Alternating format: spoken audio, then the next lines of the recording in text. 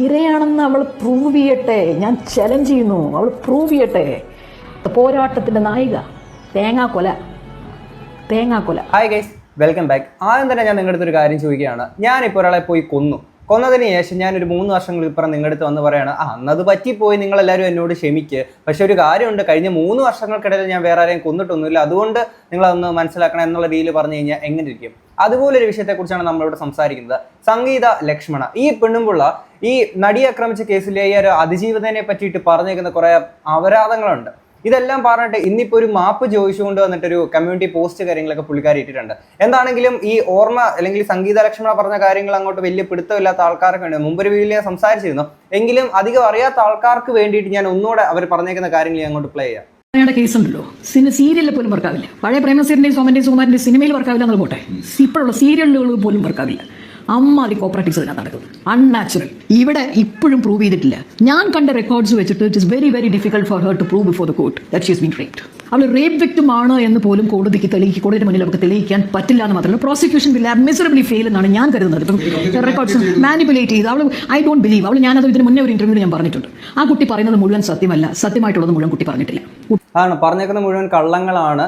കാര്യം ഇത്രയും 3.5 കോടി ജനങ്ങളെ പറ്റിച്ചുകൊണ്ട് വെറും ഒരു കള്ളം മാത്രം, അതായത് സ്വന്തം കരിയറും ജീവിതവും ഒക്കെ നശിപ്പിച്ചുകൊണ്ട് ഒരു കള്ളം പറഞ്ഞേക്കുന്ന ഒരു അതിജീവിതയാണ്. അങ്ങനെ റേപ്പ് അവിടെ നടന്നിട്ട് കൂടിയില്ല. ഓക്കെ, അങ്ങനെ സംഭവിച്ചിട്ട് കൂടിയില്ല. ഇനി നിങ്ങൾ മാർട്ടിന്റെ മറ്റേ വീഡിയോ നിങ്ങളൊന്ന് ആലോചിക്കുക. മാർട്ടിൻ എന്താണ് പറഞ്ഞത്? അങ്ങനെ ഒരു സംഭവമേ ഉണ്ടായിട്ടില്ല, നടി കൂടെ ചേർന്നുകൊണ്ടാണ് ഇങ്ങനെ ഒരു കാര്യം ചെയ്തത് എന്നൊക്കെയായിരുന്നു അന്ന് മാർട്ടിന്റെ വീഡിയോക്ക് തോന്നുന്നത്. അതിനകത്തും കോൺസ്പിറസി ഉണ്ട്, അതിനകത്തൊക്കെ ഇവർക്കൊക്കെ പങ്കുണ്ടോ എന്നുള്ളതൊന്നും നമുക്കറിയത്തില്ല. പക്ഷെ ഇവർ വന്ന് പറഞ്ഞേക്കുന്ന കാര്യങ്ങൾ ഇതൊക്കെയാണ്. ബാക്കി കേൾക്കാം. സ്ത്രീ അവളെ യുവനടി എന്ന് പോലും വിളിക്കേണ്ട, ഷീസ് ഗെറ്റിംഗ് ഓൾഡ്. അവളെന്തിനാ യുവനടി എന്ന് വിളിക്കുന്നത്? ഇനി ഷീസ് ഗെറ്റിംഗ് ഓൾഡ്. യുവനടി എന്നൊക്കെ വിളിച്ചിട്ട് അതിനൊരു വലിയ ഗ്ലാമർ കൊടുക്കുകയാണ്. അതെ, യുവനടീന്ന് പോലും വിളിക്കാനെ കൊണ്ട് കൊള്ളില്ല, അങ്ങനെയൊന്നും വിളിക്കാൻ പാടില്ല. അപ്പം ഇവരെ നമ്മൾ എന്താണ് വിളിക്കേണ്ടത്? ഈ പെണ്ണുമ്പിള്ളേനെ അപ്പം നമുക്ക് പെണ്ണുമ്പിള്ളാന്ന് വിളിക്കാമല്ലോ.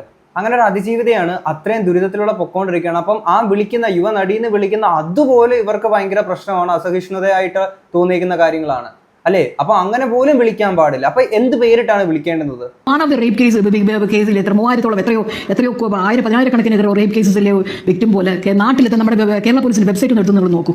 കഴിഞ്ഞ 5 വർഷത്തെ കണക്ക് പറയുന്നുണ്ട്, 4 വർഷം. ഈ കഴിഞ്ഞ 4 വർഷം കേരളത്തിലുണ്ടായ റേപ്പ് കേസസിന്റെ കണക്ക് നിങ്ങളൊന്ന് എടുക്കും. ഏതെങ്കിലും ഒരു വിക്ടിമിന് 13 വയസ്സും 12 വയസ്സും 3 വയസ്സും 4 വയസ്സുമായ പെൺകുട്ടികൾ റേപ്പ് ചെയ്യപ്പെടുന്നു. അതിനെക്കുറിച്ചൊന്നും നിങ്ങൾ മാധ്യമങ്ങൾക്ക് ഡിസ്കസ് ചെയ്യണ്ടല്ലോ, അതിലൊന്നും പ്രതി അന്വേഷണം നിങ്ങൾ പോകുന്നില്ലല്ലോ. എന്താ ആ പെൺകുട്ടികൾക്കൊക്കെ 2 ഉള്ളത് ഇവർക്ക് 4 ഉണ്ടോ? അതോ ഇവർക്ക് 1 ഉള്ളത് അവർക്ക് 2 ഉണ്ടോ? അങ്ങനെയാണോ? എന്താ ഇവർക്ക് മാത്രം കൊമ്പോ? ഇവള് മാത്രം ഒരാൾ മാത്രമേ റേപ്പ് ചെയ്യപ്പെട്ടിട്ടുള്ളൂ. ഇവരൊരു സ്ത്രീയാണോ? വന്നിരുന്ന് പറയുന്ന വർത്താനം നിങ്ങൾ കേട്ടില്ലേ? ഇപ്പം ബാക്കിയുള്ള കുറെ ആൾക്കാരുടെ കാര്യം വലിയ രീതിയിൽ ഇതുപോലെ ചർച്ചയാവുകയോ കാര്യങ്ങളൊന്നും ഉണ്ടാവുന്നില്ല. പക്ഷെ എന്നിട്ടും നിങ്ങൾ ഇവിടെ വന്നിരുന്ന് സംസാരിക്കുന്നത് ആ വിക്ടിമായിട്ടുള്ള മറ്റു പല ആൾക്കാരെ കുറിച്ചല്ലല്ലോ. ഈ ഒരു കേസ് തന്നെയല്ലേ നിങ്ങൾ ഇവിടെ വന്നിരുന്ന് സംസാരിക്കുന്നത്. എന്തുകൊണ്ടാണ്? ഇത് അത്രയും കോൺട്രവേഴ്ഷ്യൽ ആയിട്ടുള്ള ടോപ്പിക് ആയതുകൊണ്ടാണ് അല്ലേ? പിന്നെ ഈ ബാക്കിയുള്ള കേസസ് ഒന്നും മീഡിയാസ് ചർച്ച ചെയ്യുന്നതിൽ ഇതൊക്കെ വിമർശിക്കേണ്ടത് പറയേണ്ടത് ആരെയാണ്? മീഡിയാസിനെ അല്ലേ പറയേണ്ടത്?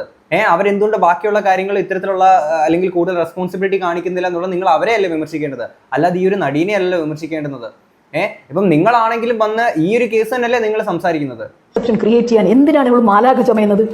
ആ മെഡിക്കൽ എക്സാമിനേഷനിൽ തന്നെയും ഇവൾ സമ്മതിക്കാത്തത് കൊണ്ട് ഒരു റേപ്പ് വിക്ടിമിന് വേണ്ടുന്ന രീതിയിലുള്ള മെഡിക്കൽ എക്സാമിനേഷൻ നടത്തിയിട്ടില്ല. ഇവിടെ സമ്മതിക്കാത്തതുകൊണ്ട് അതിനെ നമ്മൾ പീഡനമൊന്നും വിളിച്ചിട്ട് കാര്യമില്ല.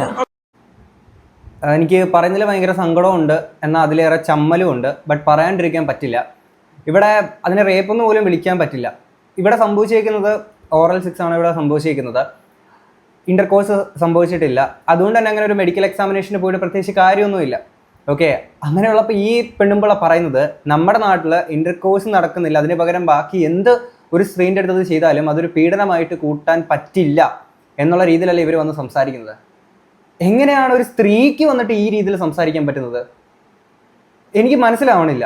ഇത്രയും വൃത്തികെട്ട രീതിയിലാണ് ഈ പെണ്ണുമ്പോൾ വന്നിട്ട് ഓരോ കാര്യങ്ങളും ഈ അതിജീവനത്തിനെ കുറിച്ചിട്ട് സംസാരിച്ചിട്ടുള്ളത്. ആൻഡ് ആ ഒരു ദിവസം ഇത്രയും അനുഭവിച്ചേക്കുന്ന കുറെ ക്രൂരതകളുണ്ടല്ലോ, അതിനേക്കാൾ കൂടുതൽ വേദനകൾ ഉണ്ടാക്കുന്ന കാര്യങ്ങളൊക്കെ തന്നെയാണ് ഇവരുടെ ഓരോ വാക്കുകളുടെയും വന്നിട്ടുണ്ടായിരുന്നത്. അങ്ങനെ ഒരു റേപ്പ് കേസ് പോലും നടന്നിട്ടില്ല, അതൊക്കെ ഡ്രാമയാണ്, കെട്ടിച്ചമച്ച സാധനങ്ങളാണ് ഇതെന്നുള്ള രീതിയിലൊക്കെ തന്നെയാണ് ഈ പെണ്ണുമ്പോൾ പറയുന്നത്. എന്നിട്ട് ഇന്നിപ്പോഴത്തേക്കുന്ന ആ ഒരു കമ്മ്യൂണിറ്റി പോസ്റ്റ് പറയുന്ന കാര്യങ്ങളൊന്ന് കേൾക്കാം. നിങ്ങൾ ആലോചിച്ച് നോക്കണം, ഇതൊരു അഡ്വക്കേറ്റ് ആണ് വന്ന് സംസാരിക്കുന്നത്. ആൻഡ് അതിനകത്തെല്ലാം പേര് വരെ എടുത്ത് പറഞ്ഞുകൊണ്ടാണ് ഈ ഒരു വീഡിയോക്കകത്തെല്ലാം സംസാരിച്ചത്. ഞാൻ അത് കഴിഞ്ഞ് ഈ ഇട്ടേക്കുന്ന കമ്മ്യൂണിറ്റി പോസ്റ്റിനകത്തും ഈ പേര് പറയുന്നുണ്ട്. ആ പേര് പറഞ്ഞേക്കുന്ന ഭാഗങ്ങളെല്ലാം ഞാൻ ജസ്റ്റ് ബ്ലർ ചെയ്തിട്ടുണ്ട്, ആ പേര് നമ്മൾ വായിക്കുന്നില്ല. സിനിമാ നടി ഈ നടിയുടെ കേസിൽ വിചാരണ കോടതി വിധി പ്രസ്താവിച്ച ദിവസം 1 മുതൽ 6 വരെയുള്ള പ്രതികൾ കുറ്റക്കാരാണ് എന്ന് കോടതി കണ്ടെത്തി എന്നറിഞ്ഞപ്പോൾ ഞാൻ വല്ലാതെ ഡിസ്റ്റർബ്ഡായി എന്നതാണ് സത്യം. ബാക്കിയുള്ള പ്രതികളെ വെറുതെ വിട്ടത് എന്നിൽ ചലനമൊന്നും ഉണ്ടാക്കിയില്ല എന്നതും സത്യം. I felt neither joy nor victory. കോടതി വിധിയുടെ പകുതി ഭാഗം ശരി, മറ്റേ പകുതി തെറ്റെന്ന ചിന്തയും എനിക്ക് ഉണ്ടായില്ല. പോകെ പോകെ എന്നെ വേദനിപ്പിച്ചത്, എന്നെ ചിന്തിപ്പിച്ചത് കേസിനാസ്പദമായ സംഭവം 17/2/2017 തീയതി 7:30 മണിയോടെ തൃശ്ശൂരിൽ നിന്ന് കൊച്ചിയിലേക്ക് നടി യാത്ര ചെയ്ത പ്രൊഡക്ഷൻ കമ്പനിയുടെ വാഹനത്തിൽ വെച്ച് അവൾക്ക് നേരെ ബലാത്സംഗം ഉണ്ടായി എന്നാണ് കോടതി കണ്ടെത്തിയത്. കോടതി വിധിയാണ് എന്നതുകൊണ്ട് തന്നെ അത് ശരിയാണ്, സത്യമാണ് എന്ന് വിശ്വസിച്ചു തുടങ്ങി ഞാൻ. ഇപ്പറഞ്ഞ കേസിന് ആസ്പദമായി വാർത്താ മാധ്യമങ്ങൾ ഉണ്ടാക്കിയെടുത്ത വിവാദങ്ങൾക്ക് നേരെ എൻ്റെ പൊതു നിലപാട് സ്വീകരിക്കുന്നതിന് മുൻപ് നടീനെ നേരിൽ കണ്ട് സംസാരിക്കാൻ ഞാൻ ശ്രമിക്കേണ്ടതായിരുന്നു. അപ്പോൾ മീഡിയാസിൻ്റെ അടുത്തുള്ള ദേഷ്യമാണ് അല്ല, ഇത്രയും കോൺട്രവേഴ്ഷ്യൽ ആയിട്ട് ഇതിങ്ങനെ സംസാരിച്ച് പോയേക്കുന്ന മീഡിയാസിൻ്റെ അടുത്തുള്ള ദേഷ്യം നിങ്ങൾ തീർക്കേണ്ടുന്ന ആരുടെ അടുത്താണ്? ആ മീഡിയാസിൻ്റെ അടുത്തല്ലേ? അതല്ലാത്ത പക്ഷം ഈ നടീനെ പറഞ്ഞുകൊണ്ടിട്ട് ബാക്കി എത്ര കേസുണ്ട്, ഇവക്ക് എന്ത് കൂടുതലുണ്ടോ, 2 ഉണ്ടോ, മറ്റേ ഉണ്ടോ എന്നൊക്കെ ചോദിക്കുമ്പോഴത്തേക്കിന് ഉളുപ്പ് തോന്നില്ല എന്നുള്ളതാണ് ഞാൻ ആലോചിക്കുന്നത്. ഇവരെ എങ്ങനെയാണ് ഒരു ബാഹ്യ ശരീരം കൊണ്ട് ഇവർ സ്ത്രീ ആയിരിക്കാം, പക്ഷേ എങ്ങനെയാണ് എന്ന് കരുതി ഇവരെ സ്ത്രീ എന്ന് വിളിക്കാൻ പറ്റുന്നത്? ഇമ്മാതിരി വർത്താനം പറഞ്ഞ മീഡിയാസിൻ്റെ അടുത്ത് ദേഷ്യം ഉണ്ടെങ്കിൽ അത് തീർക്കേണ്ടത് മീഡിയാസിൻ്റെ അടുത്താണ്, അല്ലാതെ അതിജീവരുടെ അടുത്തല്ല. അങ്ങനെ ഒരു സംഭവമേ നടന്നില്ല എന്നൊക്കെയായിരുന്നു അന്ന് ഇവർ വന്ന് പറഞ്ഞിട്ടുണ്ടായിരുന്നത്. ഇനി ബാക്കി വായിക്കാം. മ്യൂച്വൽ ഫ്രണ്ട്സ് ആരെങ്കിലും വഴി നടിയെ നേരിൽ കണ്ട് സംസാരിച്ച് അവർക്ക് പറയാനുള്ളത് കൂടി ഞാൻ കേൾക്കേണ്ടതായിരുന്നു എന്ന ചിന്ത എന്നിൽ ആദ്യമായി ഉണ്ടായി. ഞാനിത് ഇക്കാലം അത്രയും ചെയ്തില്ല എന്നൊരു പരാതി ഞാൻ എന്നോട് തന്നെ എന്നെക്കുറിച്ച് പറയുകയും ചെയ്തു. ഒരിക്കലല്ല, പലവട്ടം ഈ 8 വർഷക്കാലത്തിനിടയിൽ ഒരിക്കൽ പോലും ഞാൻ അതിന് തയ്യാറായില്ല, ശ്രമിച്ചില്ല. ഞാനൊരു അഭിഭാഷക കൂടിയാണ് എന്നതുകൊണ്ടാണ് അത് ചെയ്യാതിരുന്നത് എന്നൊരു കപട ന്യായീകരണം ഞാൻ ഇപ്പോൾ പറയില്ല. കേസ് പിടിക്കാനുള്ള ശ്രമമായി ദുർവ്യാഖ്യാനം ചെയ്യപ്പെടുമോ എന്ന വ്യാധിയല്ല. പരിചയമില്ലാത്ത ഒരാളെ അങ്ങോട്ട് വിളിച്ച് നിയമോപദേശം കൊടുക്കുക എന്നത് എൻ്റെ രീതിയല്ല. പറഞ്ഞല്ലോ, നടിയുടെ ഭാഗം നേരിൽ കേൾക്കണം എന്ന ചിന്ത എനിക്ക് ഉണ്ടായതേയില്ല. I travelled along with the case records available accessible for me. The only baggage I carried along with me were those case records available accessible for me. My public statements made in connection with നടിയെ ആക്രമിച്ച ഈ ഒരു case were based solely on such case records. കഴിഞ്ഞ 3 വർഷം നടന്ന രഹസ്യ വിചാരണയിൽ കോടതിയിലുണ്ടായ സംഭവ വികാസങ്ങൾ ഞാൻ ഫോളോ അപ്പ് ചെയ്തിരുന്നില്ല. കേസ് റെക്കോർഡ്സ് ഒന്നും തന്നെ ഞാൻ കണ്ടിട്ടുമില്ല. അതുകൊണ്ട് തന്നെ കഴിഞ്ഞ 3 വർഷം ഇപ്പറഞ്ഞ കേസ് വിഷയത്തിൽ ഞാൻ ഒന്നും പറഞ്ഞിട്ടില്ല എന്നാണ് ഓർമ്മ. അതായത് ഓർമ്മ മാത്രമേ ഉള്ളൂ, അപ്പോൾ പറഞ്ഞോ ഇല്ല എന്നുള്ള കൃത്യമായിട്ടുള്ള ക്ലാരിറ്റി ഇല്ല. എങ്കിലും പോട്ടെ, കഴിഞ്ഞ 3 വർഷത്തിനിടെ പറഞ്ഞില്ല എന്ന് തന്നെ നമുക്ക് വെക്കാം. എന്നാലും 3 വർഷങ്ങൾക്ക് മുന്നേ തന്നെ പറയാനുള്ള അങ്ങേ എക്സ്ട്രീം ലെവൽ സാധനങ്ങൾ പറഞ്ഞു വെച്ചിട്ടുണ്ടായിരുന്നല്ലോ. അമ്മാതിരി ലെവൽ പറഞ്ഞു വെച്ചിട്ടുണ്ടായിരുന്നല്ലോ. വിചാരണ കോടതി വിധി പലവട്ടം ഓടിച്ചു നോക്കി എന്നല്ലാതെ വിശദമായ വായന ചെയ്തിരുന്നില്ല. ഇന്നിപ്പോൾ ഒരു അവധി ദിവസം വിചാരണ കോടതി വിധി ക്ഷമയോടെ വായിച്ചു തുടങ്ങിയപ്പോൾ മേൽപ്പറഞ്ഞ ചിന്ത എന്നെ വല്ലാതെ അലട്ടുന്നു.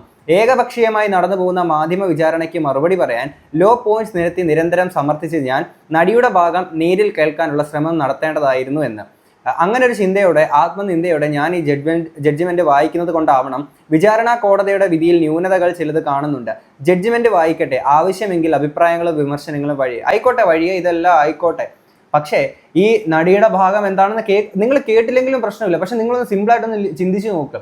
ഇങ്ങനെ സ്വന്തം ജീവിതവും കരിയറും ഒക്കെ നശിപ്പിച്ചിട്ട് ഇങ്ങനെ ഒരാൾ ഡ്രാമ ക്രിയേറ്റ് ചെയ്തിട്ട് പോകുന്ന പറയുമ്പോൾ പിന്നെ നിങ്ങൾ പറയുന്നൊരു കാര്യമുണ്ട്, മെഡിക്കൽ എക്സാമിനേഷൻ നടത്തിയിട്ടില്ല, അപ്പം അങ്ങനൊരു ഇന്റർകോഴ്സ് ഇല്ലാന്നുണ്ടെങ്കിൽ അത് ബാക്കിയുള്ള കാര്യങ്ങളൊന്നും പീഡനമായിട്ട് വിളിക്കാൻ പോലും പറ്റില്ല. ഇപ്പം നിങ്ങൾ പറഞ്ഞ കാര്യങ്ങളുടെ എത്രത്തോളം തീവ്രമായിട്ടുള്ള വശങ്ങളാണെന്നുള്ളത് നിങ്ങൾ തന്നെ ഒന്ന് ആലോചിച്ച് നോക്കുക.